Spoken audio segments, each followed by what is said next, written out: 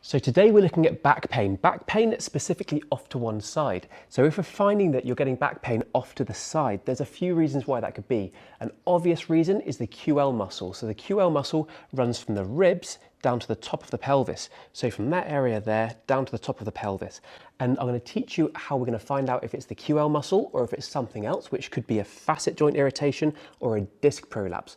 So what I want you to do is stand, and then I want you to bend over to this side. And as you bend away from the painful side, if you find that you get more pain, increased pain on the side, and even like a stretching feeling, then there's a very good chance that the QL muscle going from there to there, quadratus lumborum, is tight, and as you're leaning away, you're stretching the muscle and it's painful and it catches and it hurts and you feel a stretching movement.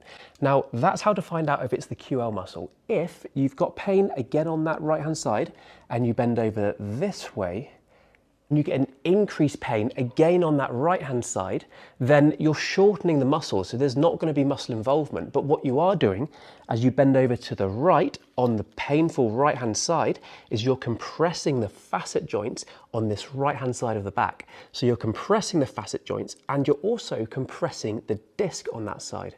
So what I want you to do is, if you've got pain on the right, bend to the left, bend to the right, and if it's painful when you bend to the right, of course we know that's the facet joints and the disc. If you bend to the left and you get pain, we know that you're opening up the facet joints, so they're not going to be painful, but we are stretching a muscle. So if you're getting pain on that right hand side when you bend to your left, we know it's the muscle. What I'm going to do now is I'm going to run through 3 different exercises that you can do to stretch out the muscle and release off the facet joints and take pressure off the disc.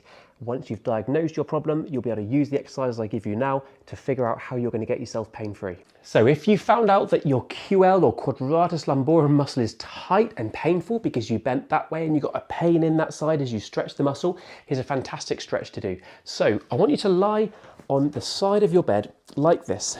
And this is the painful side, by the way, have the leg on the painful side drop itself down so that you look a little bit like this. And you'll find there that I'm creating a side bending to the left-hand side. This leg is hanging down and it just tilts my pelvis that way, which further stretches that muscle.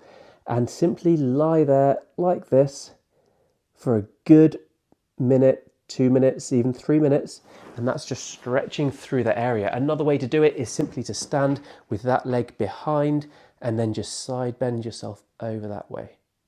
Now, as I say, a diagnosis to find out if the painful muscle is causing your problem is to tip away, and if it stretches it, it hurts.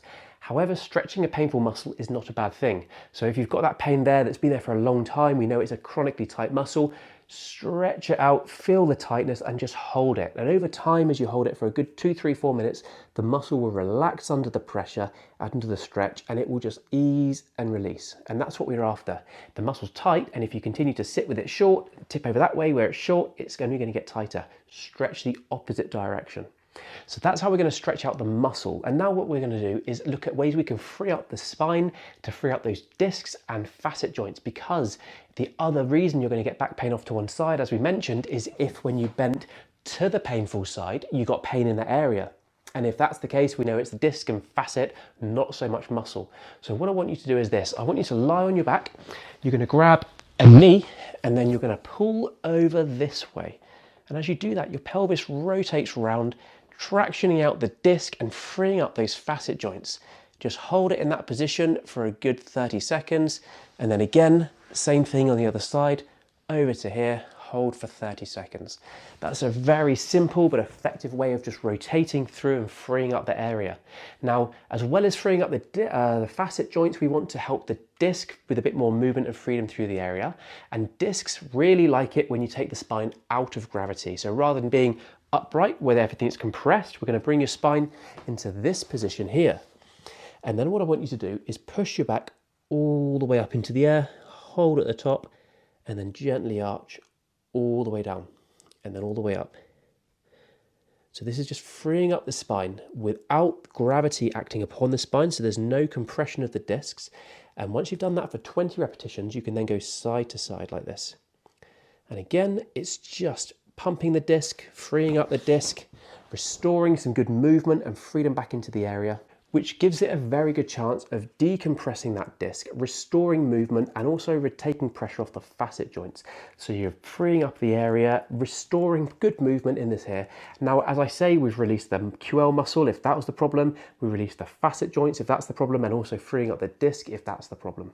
Now, if you would like more back pain help, there's going to be videos there and there. If you're on YouTube, if you're on TikTok and you want a back strengthening program, click down here. If you're on Instagram and you want to either of those things, head over to YouTube for the other videos, head over to TikTok for the back strengthening program, and you'll find that there. On my account, obviously, James the Osteopath.